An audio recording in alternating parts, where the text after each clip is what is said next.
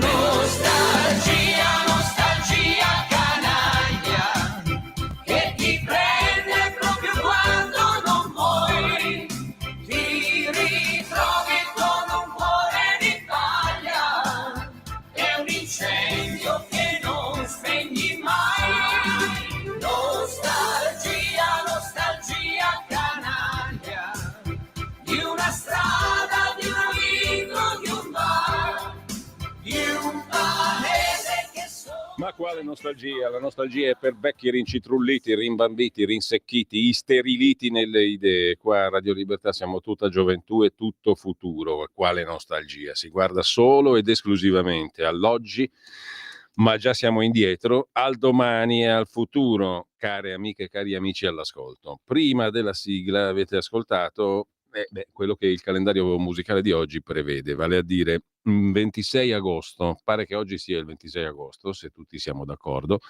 Il 26 agosto del 1951 il film Un americano a Parigi, scusate se è poco, con musiche di George Gershwin, diretto da Vincente Minnelli, interpretato da Gene Kelly e Leslie Caron, debutta a Londra. Sarà premio Oscar per il miglior film l'anno successivo, nel 1952. Abbiamo ascoltato la celeberrima, nonché splendida, I Got Rhythm, interpretata da Gene Kelly. Questo per quanto riguarda la musica, mentre la musica che ci raccontano le agenzie di stampa la sapete già naturalmente, immagino, nuovi attacchi a Gaza, 24 morti, mobilitazione per gli ostaggi, autostrada bloccata a Tel Aviv, il titolo d'apertura dell'agenzia ANSA in questo momento. Tra le vittime dei raid israeliani all'alba ci sono anche alcuni bambini, proteste in molte città di Israele, previste manifestazioni e marce. Negli Stati Uniti Trump caccia la governatrice Lisa Cook dalla Fed, dopodiché parla con Putin e attacca basta soldi a Kiev, Zelensky è un venditore, un leader venuto fuori da elezioni farlocche, non vale una cippa. E infine, professore si rifiuta di offrire una sigaretta, accoltellato in strada. Questa è una notizia di cronaca in prima pagina sull'agenzia ANSA, l'episodio di efferata violenza, nonché immotivato, come giustamente scrive l'ANSA, ha scosso Bassano del Grappa, Vicenza. Il fatto è accaduto qui. Verso le 7:30 del mattino, quando ancora c'erano pochissime persone per strada, un docente di liceo è stato aggredito alle spalle e accoltellato da un ragazzo al quale aveva negato poco prima una sigaretta. L'azione feroce. La lama del coltello si è conficcata nella spina dorsale del professore, fermandosi a pochi millimetri dalla aorta e dal midollo spinale. Se fosse entrata nella aorta, ciao professore. L'aggressore si è subito dileguato mentre alcuni passanti hanno dato l'allarme, facendo accorrere i soccorsi del 118. L'agguato è avvenuto lungo viale 11 febbraio a Bassano del Grappa, appunto Vicenza, una delle strade più trafficate del centro. Sarebbe stato il professore ferito a dare questa prima versione dei fatti, cioè una reazione spropositata dello sconosciuto al rifiuto di una sigaretta. Un ragazzo di cui non si precisa nulla per il momento sull'ANSA. Nelle indagini sono impegnati i carabinieri di Bassano e Vicenza. Gli investigatori non hanno fornito particolari, stanno lavorando intensamente da stamani, scrive l'agenzia ANSA in Prima pagina in home page, poi Venezia, il Lido e quelle stupidaggini qua, e poi scompare a 42 anni l'attrice spagnola Veronica Echegui, una delle attrici di maggior talento del cinema iberico. Il sipario è calato presto su Veronica Echegui, attrice. Chiedo scusa che dobbiamo ricaricare la pagina perché ogni tanto ci si rompe le balle con questo modo qua. Adesso vediamo un po' di ricaricarla, sta benedetta pagina. Comunque scompare a 42 anni l'attrice, mi interessava capire quale fosse il motivo di una così prematura dipartita. La sua scomparsa, dovuta a una malattia vissuta con discrezione, fino all'ultimo ha lasciato un vuoto nel cinema spagnolo, privato di una delle sue interpreti più autentiche, scrive l'ANSA, capace di lasciare un'impronta profonda e riconoscibile nei suoi ruoli. 42 anni. Se n'è andata l'attrice spagnola. Lasciamo con questo l'agenzia ANSA, diamo un'occhiata ad ADN Kronos, che mette in prima pagina la decisione di Trump di far fuori dalla Fed, la banca centrale americana, Lisa Cook, ma lei non ci sta, non può farlo, io resto. E poi naturalmente Israele blocchi nuove proteste dei parenti. Napoli, un cadavere trovato in strada. È un uomo di 50 anni, scrive l'agenzia ADN Kronos. Un cadavere trovato lunedì in strada in via Andrea di Isernia, ieri. Un uomo non identificato, nordafricano verosimilmente, di circa 50 anni. I rilievi sono in corso da parte della sezione investigazioni scientifiche del nucleo investigativo di Napoli, scrive l'ADN Kronos. Se proprio vogliamo sfiziarci con le agenzie, andiamo a dare un'occhiata anche all'agenzia AGI, ci arriviamo subito, eccola qua. L'AGI apre con la caccia all'uomo in corso, 2 agenti uccisi in una cittadina australiana. Il fatto, l'agguato a circa 300 km a nord-est di Melbourne, modalità tipiche d'atto terroristico. 2 poliziotti australiani sono stati uccisi, un terzo ferito nella cittadina montana di Porempjuka, nello stato di Victoria, a circa 300 km a nord-est di Melbourne. La polizia ha fatto sapere che l'incidente è ancora in corso e ha ordinato ai residenti di evitare la zona, mentre decine di agenti e servizi d'emergenza sono stati dispiegati. Il presunto aggressore è in fuga con diversi familiari, compresi i bambini, ha detto il quotidiano, ha riferito il quotidiano australiano The Age, citando fonti della polizia. Dunque non sarebbe un atto terroristico, anche se sarebbe costui, l'aggressore, un membro del gruppo radicale Sovereign Citizen. È un sovranista, insomma, che sostiene teorie complottiste e ritiene che il governo sia illegittimo.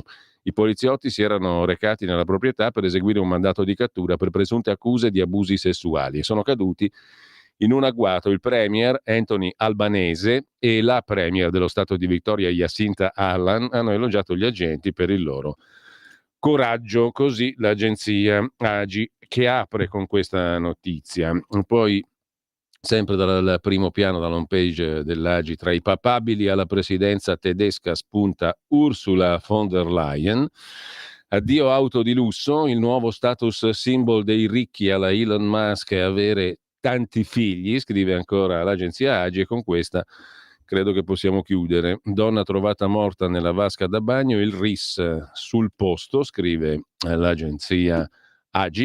Il via al sopralluogo dei carabinieri del RIS a casa di Silvana D'Amato, la donna di 69 anni, trovata morta nella vasca da bagno lo scorso 8 agosto nel suo appartamento in via Alessandro Bisnati, tra il quartiere Afori e Bruzzano a Milano. Gli specialisti dell'Arma analizzeranno l'abitazione con il luminol alla ricerca di tracce di sangue non visibili ad occhio nudo, scrive l'agenzia AGI.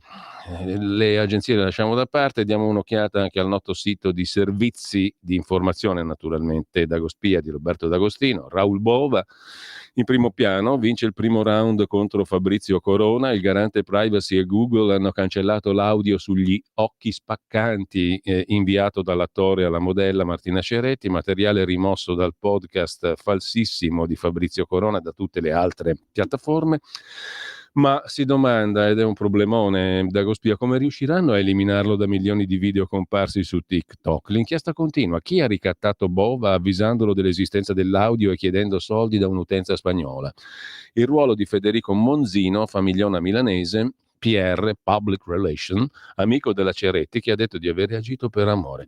Sono una mamma con 8 figli, non mi freghi. A Venezia una turista americana viene derubata da una borseggiatrice 14enne, ma riesce a fermare la ladra tirandola per i capelli. La cittadina statunitense è riuscita a trattenere la ragazza che le aveva rubato le cuffie Bluetooth fino all'arrivo della polizia. E sempre dal primo piano di Dagospia, il governo Meloni perde pezzi a Rimini, Schillaci diserta il meeting di CL, Netanyahu se ne fotte dell'indignazione del mondo per le stragi di Gaza e Musk, per non ammettere il flop della sua intelligenza artificiale, fa causa a OpenAI e Apple. Questo però lo vediamo tra poco. Intanto una domandina interessante. Quanto guadagna Mario Draghi? Se l'è posta truenumbers.it, il sito che si occupa di numeri e di dati. Secondo voi quanto guadagna Mario Draghi? Chi ci sta seguendo lo sta già vedendo, chi ci sta seguendo in via video, 7.600.000 euro. Al meeting di Rimini 2025 Draghi ha detto che l'Unione Europea non può più illudersi di contare solo sul proprio peso economico. L'elezione di Trump ha segnato per lui il punto di svolta, i dazi, le pressioni militari. L'Europa è rimasta ai margini nei conflitti, in Ucraina, Medio Oriente e Iran è spettatrice. Da qui l'appello di Draghi a una integrazione più forte con strumenti come il debito comune per trasformarsi da comprimaria a protagonista. L'intervento conferma la voce che Mario Draghi, o meglio, conferma che la voce di Mario Draghi resta tra le più ascoltate al mondo, ma quando parla di economia e futuro del continente la domanda che sorge spontanea in molti è: quanto ha guadagnato in carriera uno degli italiani più influenti sulla scena internazionale? Il totale fa impressione: 7.655.000 euro lordi guadagnati tra Banca d'Italia e Banca Centrale Europea, scrive il sito truenumbers.it. Mentre Milano è in testa, ragazzi, c'è da essere orgogliosi, per niente, perché è in testa per i furti con destrezza. A Milano 24.734 in un anno. Stiamo però parlando di una classifica fondamentalmente lombarda, reati in calo, ma resta la città più a rischio in Italia, a Milano. Quelli in casa sono 3.658, 24.734 i furti con destrezza. Tutte le aree metropolitane, tra tutte le aree metropolitane, quella di Milano è la più pericolosa. Caro sindaco Sala, che se ne dica, Milano non è Gotham City, tutte quelle balle lì sulle cose percepite, poi quando parlavano nelle chat private invece hai voglia, ammettevano tutto tra di loro. In ogni caso, tra tutte le aree metropolitane di Milano, d'Italia, Milano è quella più pericolosa per l'incolumità dei propri beni. I furti di Milano sono i più numerosi in tutta Italia, sono le statistiche di Istat e Polis Lombardia. Lasciamo anche questo, la storia di Musk che fa causa ad Apple e OpenAI perché danneggiano la concorrenza, ce la racconta in apertura il sito di comunicazione Prima Online.it. Dal miliardario Musk l'accusa a Apple e OpenAI. Che accusa è? Aver creato un sistema anticoncorrenziale che favorisce ChatGPT ostacolando gli altri chatbot, dice Elon Musk. Sempre su Prima Comunicazione. Poi c'è una curiosa storia che riguarda San Giuliano, ve lo ricordate, con la bionda che gli ha spaccato la testa, gli ha tirato una riga che per mesi gli è rimasta la cicatrice in testa, poi la moglie l'ha perdonato, lui è tornato a fare il giornalista, era ministro della cultura. Comunque Gennaro San Giuliano, Macron è un caso che scuote la RAI. Polemica politica, interrogazione parlamentare, accuse di censura. Di che diavolo si tratta? L'ex ministro San Giuliano replica e pensa addirittura di scrivere alla Corte europea dei diritti dell'uomo. Cos'è successo? In una settimana già ad alta tensione tra Italia e Francia, un articolo firmato da Gennaro San Giuliano, che è pur sempre giornalista, ex ministro della cultura, attuale corrispondente RAI da Parigi, ha innescato un nuovo fronte di polemiche. Il testo pubblicato su Il Giornale attacca duramente il presidente francese Macron, definendone la politica internazionale ondivaga, che aggettivo pesante, e mettendo in luce l'impopolarità del governo guidato da François Bayrou. L'articolo arriva in un momento delicato per le relazioni tra l'Italia e la Francia. Il vice premier Salvini, solo poche ore prima, aveva deriso Macron, eccetera. La frase ha causato una crisi diplomatica immediata con la convocazione dell'ambasciatrice italiana a Parigi da parte del Quai d'Orsay e un forte imbarazzo per il governo italiano. Il Quirinale è preoccupato, l'ottimo presidente Mattarella, ma il caso si complica con un filone interno alla politica italiana che ora coinvolge la RAI e la Commissione parlamentare di vigilanza. Infatti la pubblicazione dell'articolo critico contro Macron di San Giuliano ha suscitato l'immediata reazione di Alleanza Verdi e Sinistra. Un giornalista del servizio pubblico, dicono i Verdi, la sinistra, Fratoianni, Bonelli e compagnia cantante, annunciando un'interrogazione in commissione di vigilanza Rai. Un giornalista del servizio pubblico ha il dovere di garantire informazione imparziale, non può trasformarsi in opinionista politico al servizio del governo Meloni. Siamo a quei livelli qua. Direi che urge molto il secondo brano musicale di oggi, perché ci si stanno gonfiando i marroni come le castagne d'autunno. Il 1968 era il 26 agosto, un anno meraviglioso, fantastico, irripetibile. Il 1968 è stato l'anno più bello di tutto il Novecento e lo so io il perché. Comunque il 26 agosto del 68 il singolo, la celeberrima canzone Hey Jude dei Beatles viene pubblicata negli Stati Uniti. Billboard Song of the Year 1968, cioè ha scalato le classifiche, e decima canzone più grande di tutti i tempi nella classifica Billboard, la Bibbia delle classifiche musicali americane, nel 2013. Hey Jude, dei Beatles ovviamente, è una canzone scritta da Paul McCartney per consolare Julian Lennon, figlio di John Lennon, durante il divorzio dei suoi genitori. Inizialmente intitolata Hey Jude, fu rinominata per motivi fonetici, per come suonava il nome. La canzone è un messaggio di speranza, di incoraggiamento che invita a non arrendersi e ad affrontare la vita con ottimismo. Hey Jude, don't make it bad. Take a sad song and make it better. Remember to let her into your heart. Then you can start to make it better. Hey Jude, don't be afraid. You were made to go out and get her. The minute you let her under your skin, then you begin to make it better. And anytime you feel the pain, hey Jude, refrain. Don't carry the world upon your shoulder. For well you know that it's a fool who plays it cool by making his world a little colder. Na na na na na na na na na. Hey Jude, don't let me down. You have found her, now go and get her. Remember, hey, to let her into your heart. Then you can start to make it better, better, better, better, better, make it better.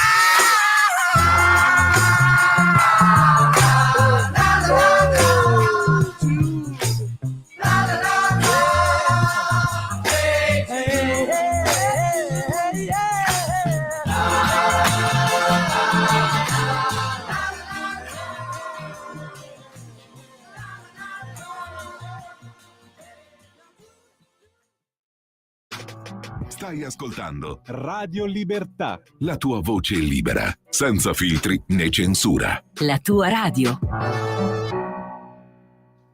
Rieccoci qua. Allora, tra le varie cosette interessanti di oggi, Mister 7.655.000 euro, cioè quanto ha guadagnato Mario Draghi tra BCE, bababà, bububu, eccetera, eccetera. Il programma di Draghi, interessante il pezzo di Musso, questo è il suo pseudonimo, su Atlantico Quotidiano o, che dir si voglia, nicolaporro.it. Una bella analisi del programma di Draghi. Pur di salvare l'Unione Europea, il signor Draghi, il dottor Draghi, il professor Draghi, Sua Eccellenza Draghi, è pronto a suicidare l'Occidente.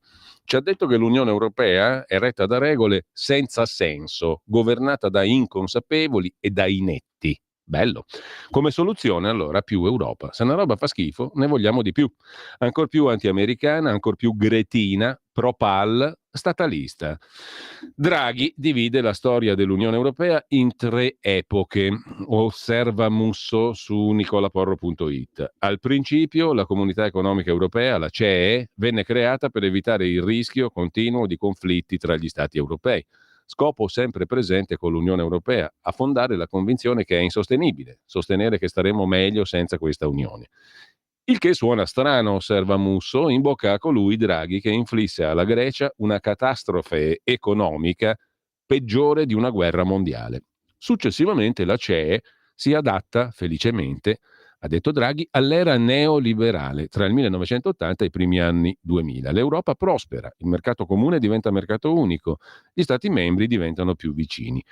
Ciò che induce lo stesso Draghi a pensare che forse valeva la pena dare una chance all'euro e creare una moneta unica, anche se Draghi ha ricordato che la sua tesi era contro l'euro all'università. Fu così che in quella seconda epoca venne la nascita delle principali istituzioni dell'Unione Europea, le autorità indipendenti per regolamentare la concorrenza, la politica monetaria. Ma, osserva Musso in questo commento su nicolaporro.it, potremmo anche aggiungere che avvenne all'epoca la trasformazione della CEE in Unione Europea. Sfiga volle che fosse troppo tardi.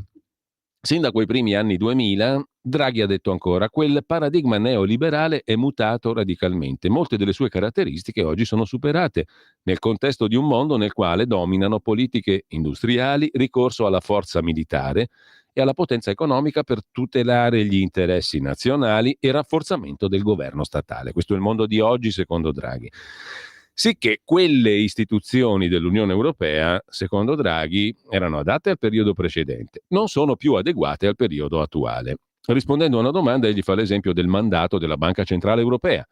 Voi sapete, ha detto Draghi, che il mandato della BCE è quello di assicurare la stabilità dei prezzi e basta. Però lì l'euro rischiava di sparire e quindi mi sono chiesto, ma che senso ha l'obiettivo della stabilità dei prezzi se non c'è più la moneta con cui questi prezzi vengono misurati? Questo l'ha detto Draghi. E in questo modo, osserva Musso su nicolaporro.it, Draghi ha ammesso di aver tradito il proprio mandato, ma temporalmente, in quanto quel mandato non è cambiato, resta senza senso. Sin da quei primi anni 2000, nell'Unione Europea, inconsapevolezza. Il settembre del 23 parlavo, ma nessuno aveva la sensazione che le cose non andassero bene, ha detto Draghi, e inazione erano le caratteristiche. Inazione perché? Perché la rigidità, la passività, ha detto Draghi, creano inazione, cioè mancanza di azione. Ed è un po' quello che abbiamo visto negli ultimi 10-15 anni. Abbiamo visto un posporre tutte le decisioni, perché non si riusciva ad andare d'accordo. La non azione, l'inazione, è il peggior nemico dell'Europa, ha detto Draghi. Fatto salvo qualche spunto positivo, tali sarebbero l'OMT, Next Generation EU, la campagna vaccinale, la risposta, sempre parole di Draghi, all'invasione russa dell'Ucraina, che è il modo in cui l'oratore malamente tenta di sottrarsi a una ovvia domanda. Ma tu, caro Mario, dov'eri? Interessante quadretto di un'Unione Europea, quello tracciato da Draghi, un'Unione Europea retta da regole senza senso e governata da inconsapevoli o inetti, tra i quali, osserva Musso, c'è però anche l'oratore, cioè il signor Mario Draghi. Dopodiché è arrivata la sveglia. il rapporto sulla competitività fatto da Draghi, ma soprattutto una sveglia molto più brutale. Donald Trump, certamente con le elezioni negli Stati Uniti è cambiato tutto, ha detto Draghi, perché è solo Trump ad avere smentito definitivamente l'illusione che la sola dimensione economica potesse garantire all'Unione Europea qualche forma di potere geopolitico. Insomma, è arrivato Trump, ha detto Draghi, e noi ci siamo scoperti inermi, dominati dal volere delle grandi potenze mondiali, in uno scenario globale dominato da superpotenze come Stati Uniti e Cina. Questo tema è stato declinato con un lungo pistolotto dedicato al proprio rapporto sulla competitività, molto pomposamente presentato, ma ancor più velocemente dimenticato da tutti. In sintesi, Stati Uniti e Cina sono grossi, noi non riusciamo neanche a completare il mercato unico. Fu approvato 40 anni fa, ma ci sono ancora ostacoli significativi. Vedi il caso Unicredit, osserva Musso. Stati Uniti e Cina, ha detto Draghi, utilizzano il controllo su risorse strategiche e tecnologie per ottenere concessioni in altri ambiti, mentre nessun singolo paese europeo dispone delle risorse necessarie per sviluppare la capacità industriale indispensabile a queste tecnologie. Insomma, per Draghi, Stati Uniti uguale Cina. Gli Stati Uniti sono avversari dell'Unione Europea e il signor Draghi vuole che siano anche i nostri avversari. Trump, il nemico, non è più ad Oriente, ma è interno all'Occidente. Approverebbero anche dal Leoncavallo se non lo avessero sgombrato, scrive Musso. Ciò che Draghi implicitamente ribadisce, richiamando la categoria del debito buono del 2020. La novità è che oggi, al contrario di allora, si parla di settori nei quali il debito buono non può più essere sostenuto a livello nazionale, perché gli investimenti fatti in modo isolato non raggiungono la scala necessaria per aumentare la produttività e giustificare il debito. Questi settori in cui fare debito buono a livello europeo sarebbero, secondo Draghi, difesa, energia, tecnologie rivoluzionarie, le ha chiamate così. L'unica soluzione prospettata da Draghi, un accordo europeo condiviso su progetti di interesse comune europeo e finanziamento congiunto, condizione questa essenziale perché tali progetti raggiungano la dimensione tecnologica e l'autosufficienza economica necessarie. Vale a dire, l'unica soluzione prospettata da Draghi è una collaborazione che esclude gli Stati Uniti, la Gran Bretagna e il Giappone. Al signor Competenza, a Draghi, sfugge, osserva Musso su nicolaporro.it, che l'Italia è l'unico paese al mondo, oltre agli Stati Uniti, dove vengono assemblati gli F-35, mentre le forze aeree francesi degradano verso l'inferiorità bellica. All'avventuriero che voleva il Colle, Draghi, sfugge che figlio di quell'F-35 è il più avanzato progetto di difesa aerea in corso, il Tempest Fighter italo-nippo-britannico, mentre il concorrente progetto franco-tedesco, FCAS, è da anni piantato nelle secche, a dimostrazione che ciò che importa a Draghi non è affatto fare, bensì dare soldi ai francesi. Cioè Mario Draghi vuole dare soldi nostri ai francesi, col bel risultato di continuare a combinare nulla, mentre ci allontaniamo da quegli stessi Stati Uniti che Draghi vuole che diventino i nostri avversari. Modello Leoncavallo, insomma. Non stupisce quindi apprendere che l'Europa di Draghi dovrà essere gretina, ovvero per portare in giro l'energia verde sono sempre necessari investimenti nelle reti, nelle infrastrutture europee, eccetera, iraniana, niente meno. Per lui sono, parole di Draghi, eventi gravi i bombardamenti ai siti nucleari iraniani, a significare che l'Europa potenza convivrebbe benissimo con gli ayatollah e l'atomica. E poi Propal, eventi gravi, ha detto Draghi, sono anche l'intensificarsi dei massacri nella striscia di Gaza, a significare che la nuova Europa sarebbe molto comprensiva con i ragazzi di Hamas. Dopodiché l'Europa dovrebbe essere anche militarmente indipendente perché Trump è brutto e cattivo e ci spinge a riarmare, e infine impegnata a tenere lontani gli Stati Uniti dalla Russia. Tradotto, Draghi vuole portarci allo scontro con l'unico nostro amico vero e alleato, gli Stati Uniti. Questo è meglio se alla guida di un corteo di gretini velati e propal, il che aggiunge in noi, scrive Musso, un senso di ribrezzo. E sostanzialmente per quanto riguarda poi il progetto politico, sempre più Europa. Draghi ci ha detto che l'Unione Europea, conclude Musso, è retta da regole senza senso, è governata da inconsapevoli, da inetti E questo lo sapevamo già. Come soluzione ha presentato il programma per la nostra discesa all'inferno. Dargli retta equivale a suicidare l'Occidente, come evidentemente oggi sperano i favolosi leader europei, da Macrone giù fino a Draghi.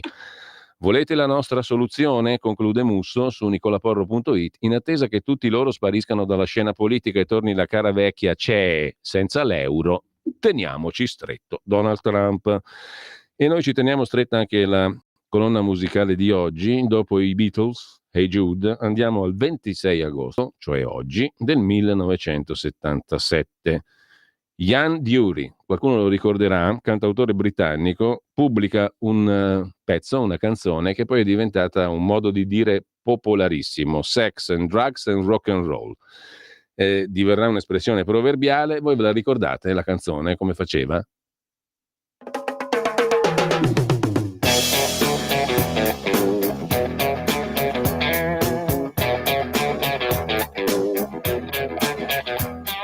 Sex and drugs and rock and roll is all my brain and body need. Sex and drugs and rock and roll is very good indeed. Keep your silly ways or throw them out the window, the wisdom of your ways. I've been there and I know lots of other ways. What a jolly bad show if all you ever do is business you don't like.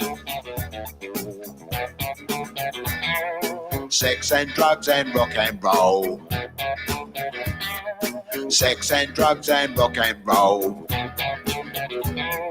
Sex and drugs and rock and roll is very good indeed.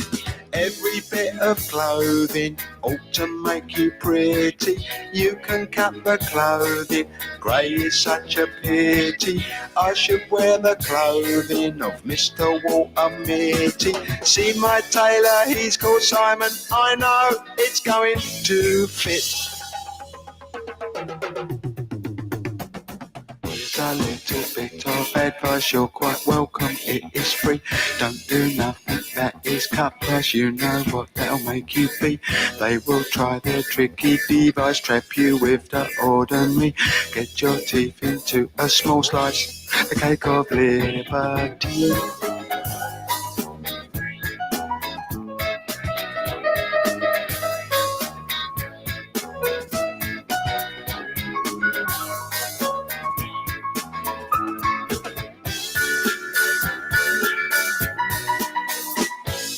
Sex and drugs and rock and roll. Sex and drugs and rock and roll. Sex and drugs and rock and roll. Sex and drugs and rock and roll. Sex and drugs and rock and roll. Sex and drugs and rock and roll. Sex and drugs and rock and roll.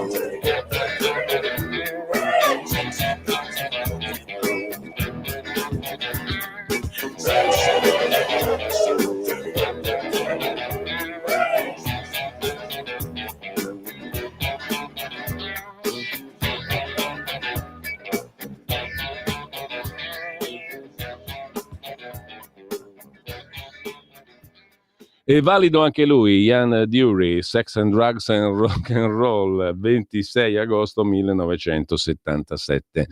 Su nicolaporro.it andate a cercarvi gli articoli di Max Del Papa. Ce n'è uno imperdibile sulla ragazzona, la fanciullona che piange all'ospedale, come la chiama lui, Marzia Sardo. No? Questa qui è diventata famosa perché ha denunciato una presunta molestia in ospedale. Un medico l'avrebbe invitata a togliersi il reggiseno che avrebbe fatto felici tutti, no? E lei, piangente e lacrimosa, è andata a raccontare la storia. Ebbene, però vengono fuori adesso delle immagini sui suoi profili social che lasciano francamente perplessi. In sostanza, la ragazzona sembra essere proprio, come scrive Max Del Papa, una cacciatrice di fama. La rete non perdona, è venuta fuori una valanga di immagini su questa ragazza angosciata che patisce il sessismo ospedaliero, non ce la fa più a vivere così, e siccome non ce la fa più, fa un video in preda a fortissima emicrania, piangendo, piagnucolando, dove tutto è accurato e tutto è sbagliato. Insomma, cos'è venuto fuori? È venuto fuori che questa qua, dimostrare le tette, ce l'avrebbe per abitudine, scrive Max del Papa, perché in un video autopromozionale la fanciullona che piange si ritrae con la canotta strabordante. In un altro video è sempre lei che si esalta le tette su un autobus per, lo dice lei, distrarre il controllore siccome non hai il biglietto, alla faccia del maschilismo pubblico. Oppure, originalona, si addobba le tette con 2 adesivi Peroni, la birra, all'anima del maschilismo pubblicitario. O ancora, che elegante la fanciullona, che raffinata, infila in mezzo alle tette alcune banconote alla faccia del maschilismo tossico e infine, golosa, ci piazza sopra 2 ciambelle a colazione. Infine, ma questo resta da confermare, le sfodera a un gay pride col cartello "mi piace il pacchio, me la spacchio", vale a dire è fluida e ce lo fa sapere. Non ci manca mica niente, come direbbe zio Frank, commenta il nostro amico Max del Papa. Questo per quanto riguarda la fanciullona che piange per il sessismo all'ospedale. Mentre sulla Nuova Bussola Quotidiana vi segnalo un altro articolo di una persona che ben conoscete, spesso ospite a Zoom con Antonino Danna, la professoressa Anna Bono, che in home page della nuova bq.it si occupa di Islam, l'Islam che non dà scampo, la legge coranica come forma di jihad, cioè di guerra coranica santa, giusto appunto. La Malesia, in questo caso, è l'oggetto dell'articolo della professoressa Bono. La Malesia inasprisce le pene della Sharia, che è la legge coranica in vigore negli stati a maggioranza musulmana, e i musulmani chiedono una repressione ancora più dura su tutto il territorio nazionale. Il jihad estende il dominio dell'Islam, la Sharia ne applica i dettami nei territori islamizzati. Il jihad è la guerra coranica, per instaurare i principi coranici. La Sharia invece è la legislazione che li traduce in atto, in sistema codificato, giuridico, politico-istituzionale. In Malesia l'Islam è religione di Stato, benché i musulmani costituiscano il 63% della popolazione, non tutta. Ad essi si applica con maggiore intransigenza, con sempre maggiore, con crescente intransigenza, la Sharia, cioè la legge islamica, scrive la professoressa Bono sulla nuova bq.it. È infatti diffusa volontà di gran parte dei malesi musulmani che la Sharia, la legge coranica, venga fatta rispettare in maniera rigorosa, restrittiva. Vorrebbero anche che la Sharia diventasse legge ufficiale dello Stato. Secondo un sondaggio condotto nel 2022 dal centro studi Pew Research Center, l'86% dei musulmani sono di questo avviso. Questo comporterebbe l'obbligo, anche per chi non è credente, di attenersi alle prescrizioni dell'Islam. Non tutti i musulmani, ma certo molti, non solo in Malesia, lo ritengono giusto, anzi, sull'esempio del profeta Maometto l'infallibile e per volontà di Allah espressa nel Corano, parola di Dio increata di cui non si può dubitare, una parte dei musulmani ritiene che dovere di ogni fedele sia contribuire a sottomettere il resto dell'umanità all'Islam, se necessario con la forza, con il jihad, con la guerra santa. Loro chiamano Dar al-Harb, casa della guerra, i territori in cui la Sharia non è stata ancora adottata. Dar al-Islam, casa dell'Islam, sono quelli già sottomessi, nei quali quindi è doveroso vigilare che tutti pratichino con assoluta devozione la fede. Chi sbaglia, per errore o per omissione, per negligenza o per ribellione, va ripreso, costretto e se persiste punito. Dove le autorità religiose e statali non vi provvedono o non lo fanno con la dovuta efficacia, ogni fedele islamico ha il diritto dovere di intervenire, perché il jihad, la guerra santa, è anche questo. Continuano a farne le spese milioni di musulmani, rei agli occhi dei confratelli militanti, di essere deboli nella fede, di non praticarla con assoluta sottomissione. Gli algerini, osserva a questo punto la professoressa Anna Bono, sono tra i musulmani che hanno pagato il prezzo più alto, 150.000 morti negli anni 90 dello scorso secolo, quando il FIS, Fronte Islamico di Salvezza, e il GIA, Gruppo Islamico Armato, hanno tentato di assumere il potere. Intere famiglie sgozzate solo perché non pregavano come si deve. A bordo di motorini, in Algeria, i jihadisti inseguivano e uccidevano ragazzine che uscivano da scuola vestite in modo inappropriato. Da oltre 20 anni una sorte simile tocca ai musulmani nigeriani nei 12 stati settentrionali della Nigeria a maggioranza islamica, che nel 99, violando la Costituzione nigeriana, hanno adottato la Sharia. Comprensibilmente, osserva la professoressa Anna Bono, si pone l'accento, e non abbastanza, sui cristiani perseguitati in Nigeria dal gruppo jihadista affiliato ad Al-Qaeda Boko Haram, formatosi nel 2002, e dall'ISWAP, affiliato all'ISIS, nato per secessione nel 2016. Per entrambi questi gruppi, jihad significa liberare il nord del paese dalla presenza di minoranze cristiane e imporre ai musulmani l'osservanza rigorosa della Sharia. Uccidono i cristiani, bruciano le chiese, fanno altrettanto con musulmani e moschee. Anzi, quando si fanno esplodere in una stazione di autobus o in un mercato affollati, fanno quasi sempre, inevitabilmente, più vittime musulmane. Il jihad è una valanga che si è abbattuta sul Sahel e sul nostro paese con l'intento di islamizzare tutta l'Africa ed è una minaccia per tutti, diceva nel 2024 Monsignor Laurent Birfouré Dabiré, presidente della conferenza episcopale congiunta di Burkina Faso e Niger. Il Monsignore spiegava che i jihadisti non colpiscono solo i cristiani e le loro chiese, ma anche i musulmani che non professano il loro stesso Islam e le loro moschee. A distanza di poche ore, nel febbraio del 24, avevano attaccato una chiesa e una moschea, uccidendo, in entrambi i casi, decine di fedeli.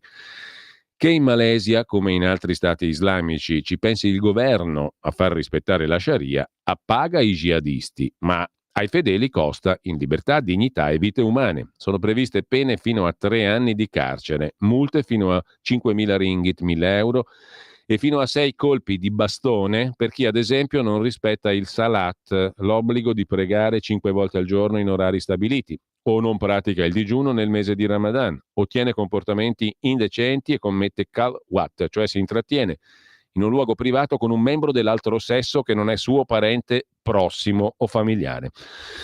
Uno dei 13 stati della federazione malese, il Terengganu, nel quale più del 90% degli abitanti sono musulmani, ha deciso di inasprire ulteriormente le pene. Il 18 agosto sono entrati in vigore gli emendamenti approvati nel 2016 alla legge adottata nel 2001 relativa a reati penali riguardanti la Sharia.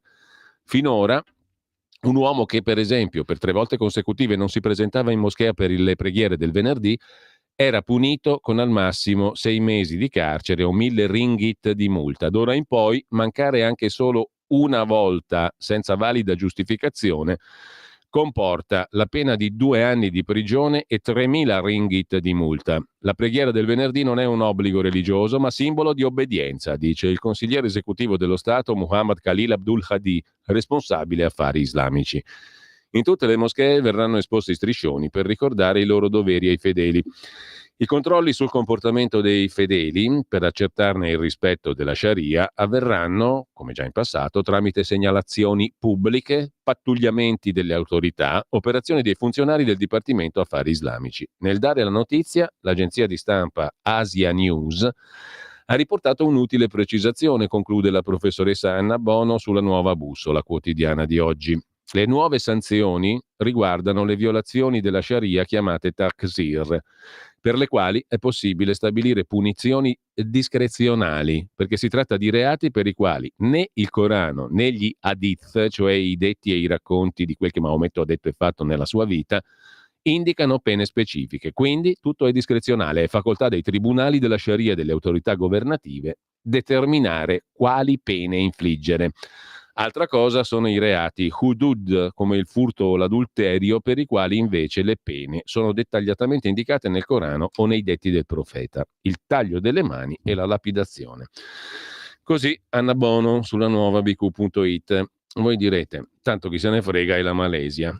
Riparliamone tra qualche anno o magari decennio, poi vediamo se è solo la Malesia. Intanto andiamo di musica ancora, che è meglio sempre meglio la musica che quella roba qua, ma questa roba qua purtroppo ha un indice di concretezza, di tragica realtà che conviene non ignorare. È meglio essere attenti, ma tanto ormai passa tutto in cavalleria, ce li ritroveremo. Il gioco, la frittata già bella che è fatta, abbiamo posto tutte le basi per fare la frittata, abbiamo messo tutte le uova, c'è già il burro caldo, il fuoco acceso, manca molto poco e la frittata è fatta e sarà orrenda per tutti. Comunque 1901, torniamo un po' indietro, il 26 agosto del 1901 il signor Mr. Jimmy Rushing, cantante americano di jump blues. Cos'è il jump blues? È uno stile influenzato dal jazz che viene alla luce verso la seconda metà degli anni 40. Noto costui Jimmy Rushing anche come Mr. 5x5 perché era alto 1,5 m e largo 1,5 m. Suonò peraltro con l'orchestra di Count Basie tra il 35 e il 48, fu anche un grande pianista. Bene, questo signore Jimmy Rushing il 26 agosto del 1901 ebbe l'avventura di nascere a Oklahoma City. Ascoltiamo proprio il pezzo 5x5, carina la cosa, eh? Alto 1,5 m, largo 1,5 m, come la moglie di Vito Catozzo. E noi ci ascoltiamo questo 5x5, Jimmy Rushing.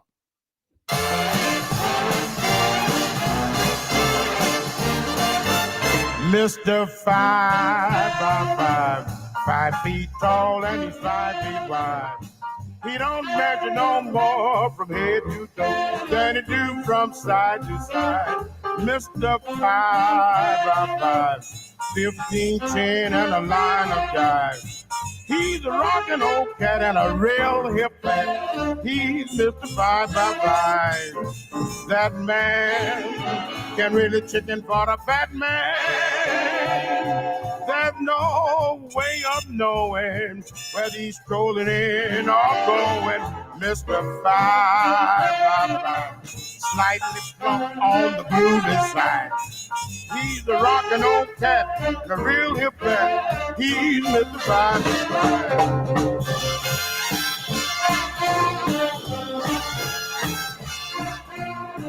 You don't measure no more from head to toe than it do from side to side.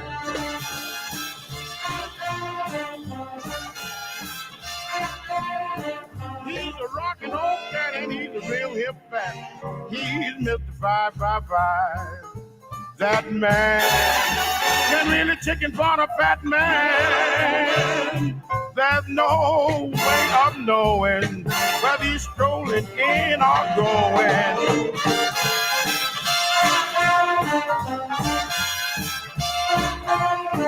He don't rock it no more from head to toe than it do from side to side. Mr. 5x5.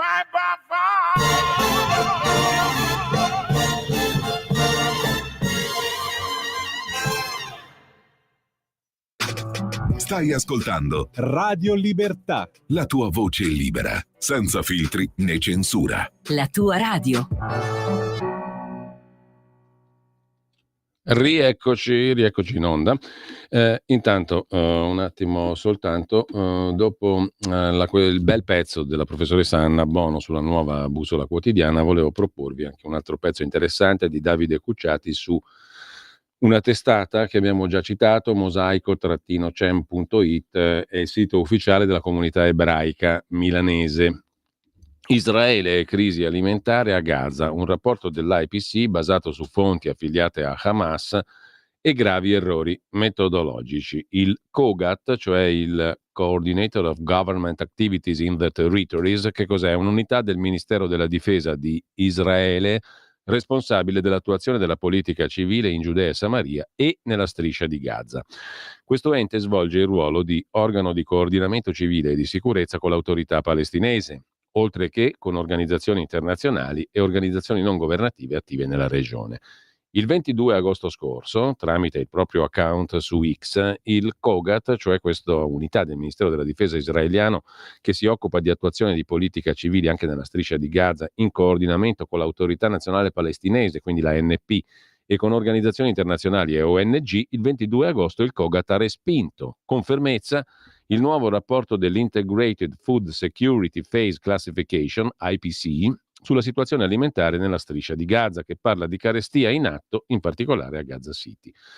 L'Integrated Food Security Phase Classification, che cos'è? È una classificazione integrata, la tradurremmo così, delle fasi di sicurezza alimentare, scala IPC, ovvero uno strumento per migliorare l'analisi e il processo di decisione in materia di sicurezza alimentare. È una scala standardizzata che integra informazioni sulla sicurezza alimentare, sulla nutrizione, sui mezzi di sussistenza in una dichiarazione sulla natura e la gravità di una crisi e sulle implicazioni per dare le risposte giuste. L'IPC originariamente fu sviluppato nel 2004 per l'uso in Somalia dall'unità di analisi della sicurezza alimentare dell'Organizzazione delle Nazioni Unite per l'alimentazione e l'agricoltura. Insomma, è un indice delle Nazioni Unite. Il comandante dell'unità, il generale Ghassan Alian, generale che coordina l'unità del Ministero della Difesa israeliano che di queste cose si occupa, cioè della politica civile nella striscia di Gaza, il comandante Alian, israeliano, ha affermato che il rapporto dell'IPC, cioè quindi dell'ONU, si basa su fonti parziali e inaffidabili, molte delle quali affiliate a Hamas, e ignora platealmente i fatti e l'ampio sforzo umanitario di Israele e dei suoi partner internazionali, perché Israele lavora con l'autorità palestinese, la ANP, con organizzazioni internazionali e organizzazioni non governative attive in questa regione. Il rapporto è basato su dati forniti da Hamas, osserva il generale Alian. Invece di fornire una valutazione professionale neutrale e responsabile, il rapporto adotta un approccio fazioso, costellato da gravi difetti metodologici che ne compromettono la credibilità e non possono ottenere la fiducia della comunità internazionale. Ci aspettiamo, ha detto il generale Alian, che la comunità internazionale agisca responsabilmente e non si lasci trascinare da narrazioni false e propaganda infondata, ma esamini i dati e i fatti sul terreno. L'unità del Ministero della Difesa israeliano ha aggiunto che l'IPC, cioè la scala ONU, non ha utilizzato dati e informazioni israeliane messe a disposizione in anticipo perché smentiscono la loro narrativa, inclusi numeri, peraltro verificabili, sugli ingressi degli aiuti, sulla disponibilità dei prodotti nei mercati e sui progetti umanitari. Nella ricostruzione del COGAT, cioè dell'ente del Ministero della Difesa israeliano, gli aiuti entrano quotidianamente attraverso i valichi di Kerem Shalom Zikim 96 e 147. Lo Stato di Israele ha pianificato pause umanitarie, ha esteso gli orari di apertura dei valichi e ha organizzato nuovi tragitti per facilitare la consegna. Dal mese di maggio 25 sono entrati a Gaza oltre 10.000 camion di aiuti, circa l'80% dei quali con generi alimentari, e sono state implementate misure per rendere più efficiente la raccolta degli aiuti direttamente ai valichi. Pertanto, la prima conseguenza sarebbe una netta diminuzione dei prezzi dei beni alimentari nei mercati e una maggior disponibilità di prodotti essenziali. Stiamo parlando della striscia di Gaza. A ciò si aggiungono 2.300 pallet di aiuti lanciati da 12 paesi, aviolanciati con gli aerei, oltre a condotte idriche e impianti di desalinizzazione in attivazione. Ignorare tutto questo non è analisi, è manipolazione. E se carestia significa prezzi in calo, 300 camion di aiuti al giorno, corridoi umanitari aperti, allora Gaza deve essere la prima carestia della storia caratterizzata dall'abbondanza. Dopodiché che ci sia una guerra lì è fuori di dubbio, e la guerra è guerra, però è una guerra nella quale arrivano alla popolazione gli aiuti umanitari da parte di colui che sta conducendo la guerra, cioè Israele. Curiosa la storia, vero? Mentre lasciamo questa questione fino a un certo punto, perché vi vorrei proporre una riflessione, come sempre stimolante, del professor Luca Ricolfi. La trovate sul suo sito fondazioneyum.it, Hume come il filosofo scozzese David Hume, o comunque l'avete letta magari sul quotidiano Il Messaggero, dove è uscita il 22 agosto. Ma di questo ci occupiamo tra pochissimo. Abbiamo tralasciato poco fa un'altra data del nostro, spero, gradito calendario musicale. Il 26 di agosto, cioè oggi, del 2006 in questo caso, David Gilmour, storico chitarrista e cantante di Pink Floyd, si esibisce al cantiere navale di Danzica, in Polonia, davanti a 50.000 persone con la Polish Philharmonic Orchestra. Ascoltiamo un brano di quel concerto, Where We Start.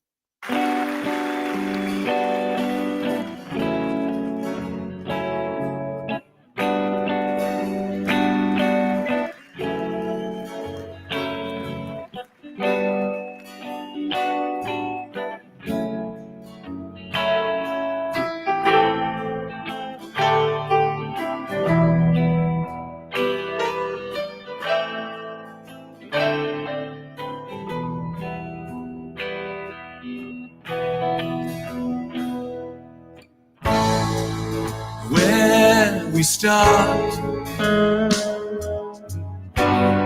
is where we end. We step out sweetly with nothing planned.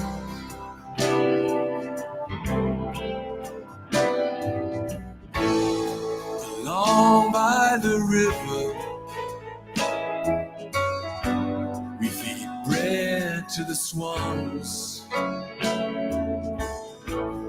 then over the footbridge to the woods beyond.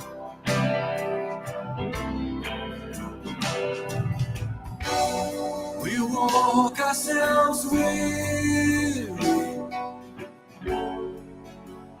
you and I.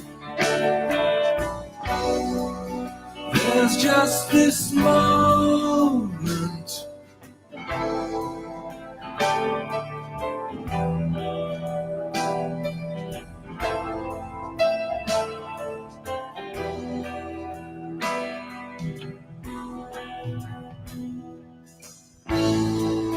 I light a campfire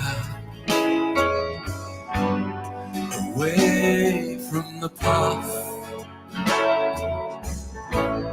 We lie in the bluebells, the woodpecker laughs.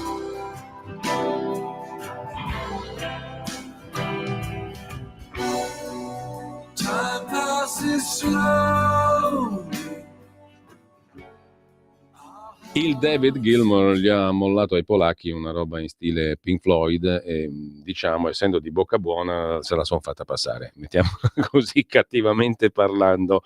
Dopodiché noi ascolteremo invece un personaggio, Leon Redbone, se volete andare a cercarvelo nel frattempo, vero nome Dikran Gobalian, vaghe ascendenze armene, ma personaggio, un musicista blues e jazz americano, nato a Nicosia di Cipro, un personaggio veramente straordinario, del quale ascolteremo in chiusura due pezzi. Comunque torniamo, segnatevelo, cercatevelo, Leon come leone, Leon Redbone come osso rosso, Redbone. Comunque, al di là di questo, vi dicevo questo bell'articolo a proposito di Israele e di Palestina, il mito dei due popoli, due stati, scritto il 22 di agosto scorso per Il Messaggero da Luca Ricolfi. Lo trovate in home page su fondazioneium.it, il sito coordinato dal professor Luca Ricolfi. Due notizie negli ultimi giorni hanno monopolizzato l'attenzione circa Israele. Da un lato la decisione di completare l'occupazione di Gaza entrando a Gaza City per assestare il colpo finale a Hamas, nella presunzione, a mio parere poco fondata, scrive Ricolfi, che questo possa favorire la liberazione degli ostaggi. Dall'altro lato il via libera a nuovi insediamenti in Cisgiordania, in un territorio, la zona E1, la cui occupazione farebbe crescere ulteriormente la frammentazione della Cisgiordania, rendendo materialmente impossibile costruire uno Stato palestinese. La maggior parte dei governi europei, compreso il nostro, ha condannato entrambe le decisioni, invitando Israele a fermarsi. Complessivamente l'umore delle opinioni pubbliche europee volge sempre più a sfavore di Israele e pro-palestinesi, costringendo i governi europei a prendere le distanze dal governo Netanyahu, considerato come l'ostacolo che rende impraticabile la soluzione due popoli, due stati, che sarebbe l'unica via di pacificazione fra i due popoli.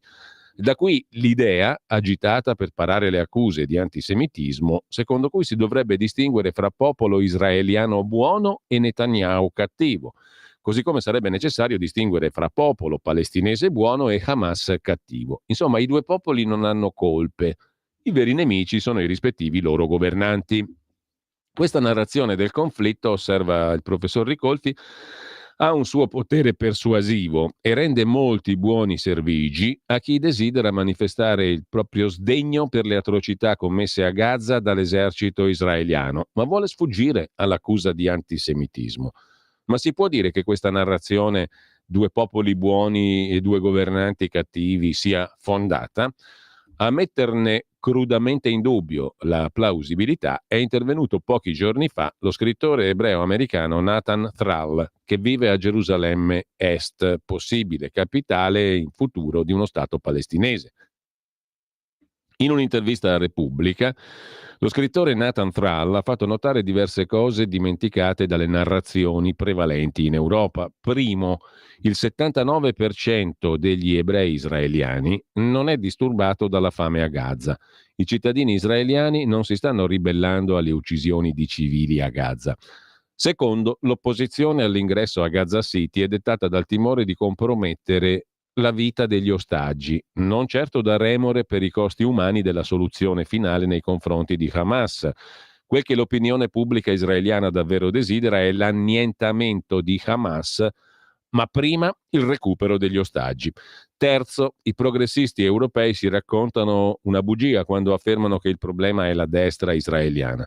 2 anni e mezzo fa avevamo un governo guidato dal centrista Likud e da Bennett, ricorda lo scrittore Nathan Thrall, e le politiche nei confronti dei palestinesi non erano diverse. Hanno costruito perfino più insediamenti in Cisgiordania dei predecessori. Così lo scrittore Nathan Thrall, scrittore ebreo-americano. Ma eccoci al punto, osserva Luca Ricolfi. Oggi, a dar retta ai discorsi prevalenti in Europa, parrebbe che la strada per la pace sia non occupare Gaza City e bloccare il piano di nuovi insediamenti nella zona E1 di Cisgiordania confinante con Gerusalemme Est.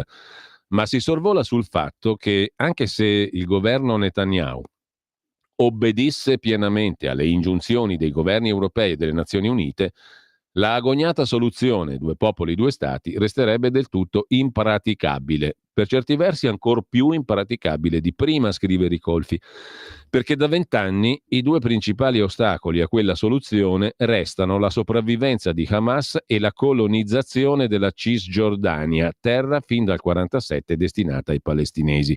Una colonizzazione che nessun governo israeliano ha ostacolato e ora sta lì come un macigno, e tale resterebbe se domani Netanyahu cadesse e il suo posto venisse preso da un premier di altro colore politico.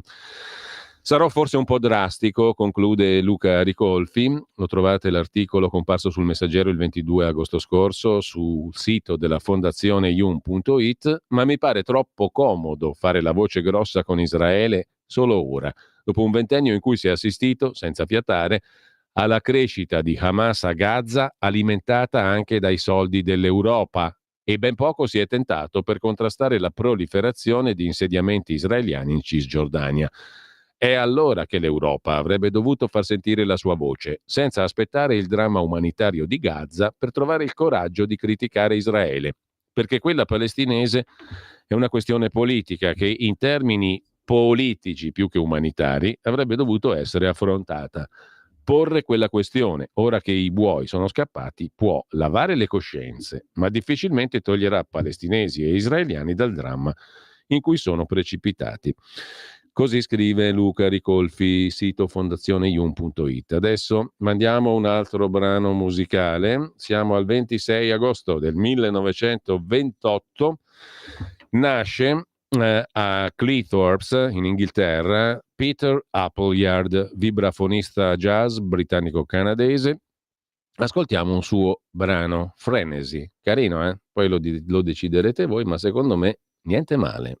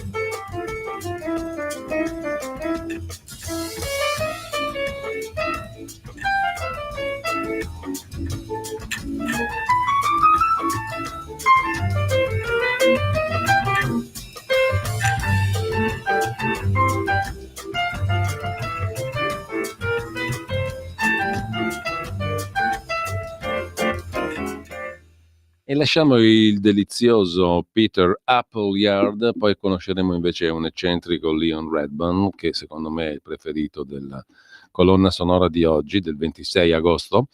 Comunque, sul sito del professor Ricolfi, la fondazione yum.it, vi segnalo un altro bel pezzo di Paolo Musso a proposito di Pax Trampiana bis, verso la pace o verso la guerra?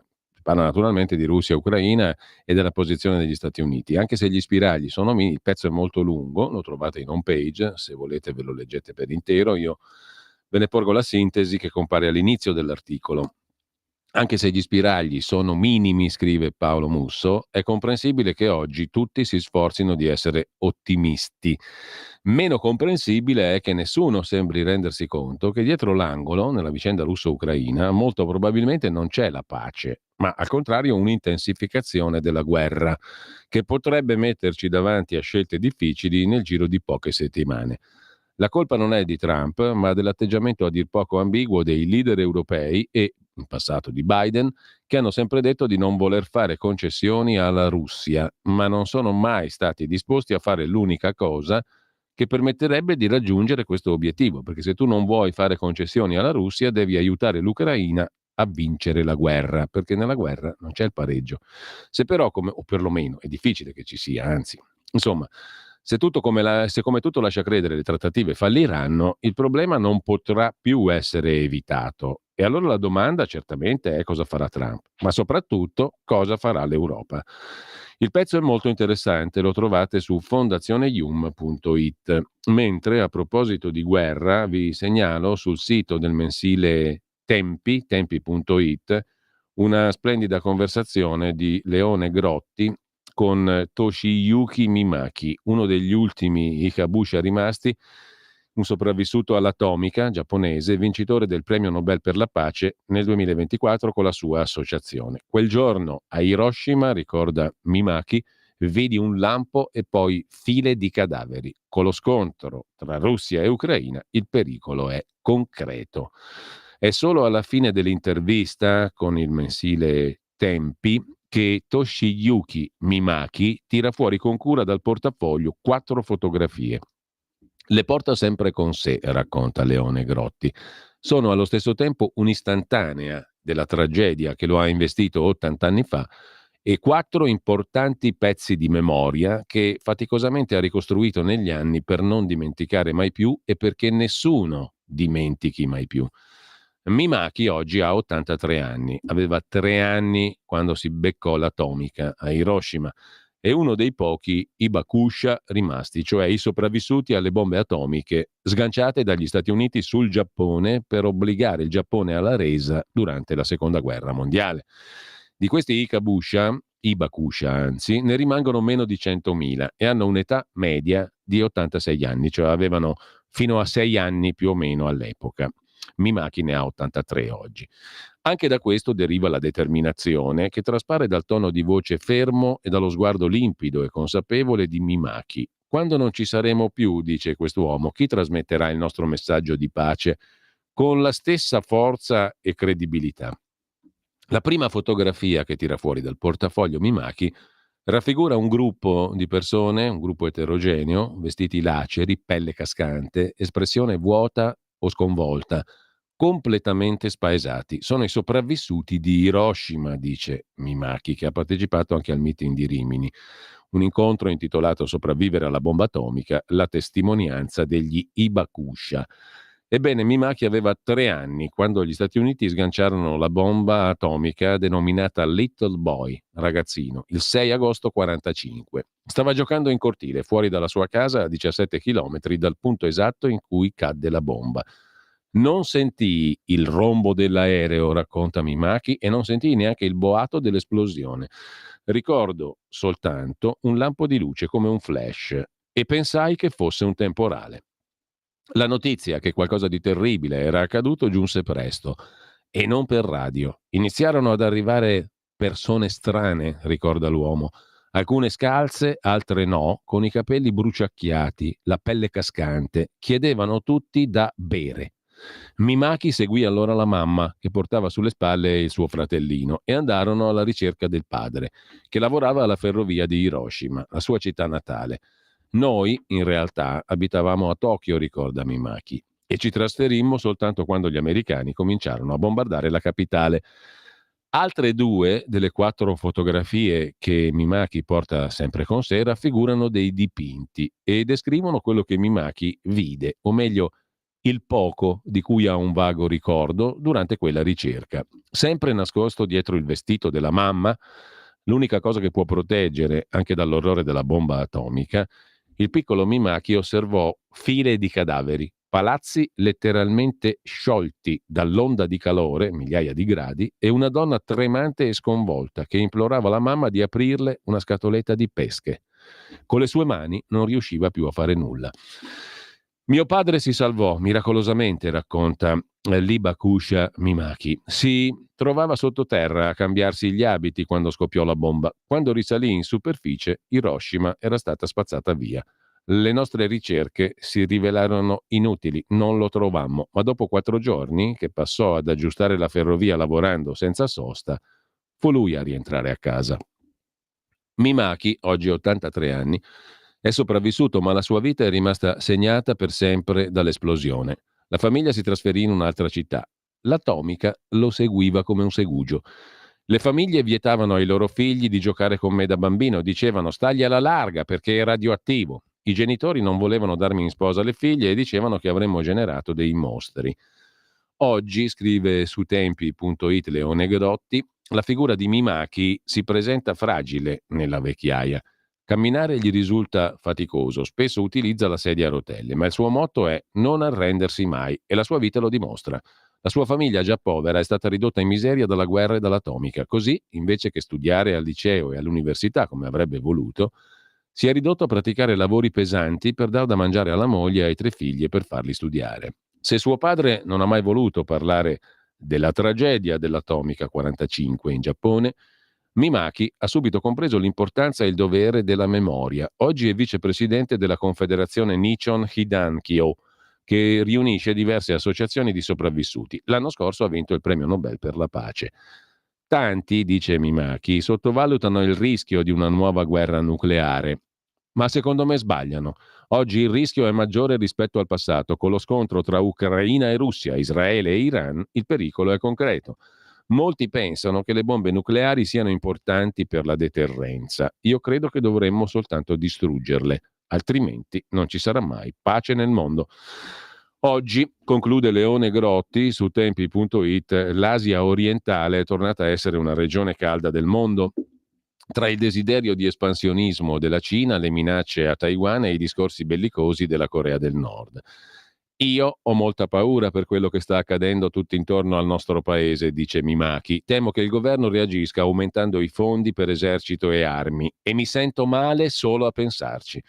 La cosa che più interessa a Mimaki oggi è il dialogo con i giovani. Quando noi, i Bakusha, i sopravvissuti all'atomica giapponese del 45, non ci saremo più, saranno loro che dovranno portare avanti il nostro messaggio. Forse non sarà la stessa cosa perché una testimonianza diretta è più efficace, ma ciò che conta è portare avanti la richiesta di pace senza desistere mai. Questo è il racconto di un uomo che è sopravvissuto alla bomba atomica in Giappone nel 1945.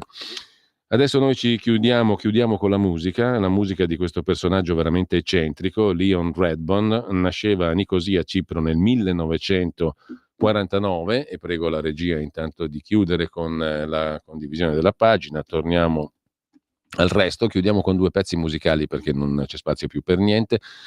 E Leon Redbone, pseudonimo di Dikaran Gobalian, nasceva oggi appunto a Nicosia, Cipro, specializzato in jazz, blues e lo stile Tin Pan Alley, ovvero il mercato musicale americano di fine Novecento, inizio del XX secolo, di fine Ottocento, inizio del Novecento. È stato un cantautore bizzarro, noto per il modo di vestire col cappello Panama, gli occhiali da sole scuri, la cravatta nera. Nato da famiglia di origini armene, debutta in Canada nei primi anni 70, pubblica 18 album e fa pezzi decisamente intriganti, come quelli che ascolteremo adesso, il primo dei quali è Baby It's Cold Outside, uno standard reinterpretato da Leon Redbone. Fa freddo fuori, cara fanciulla.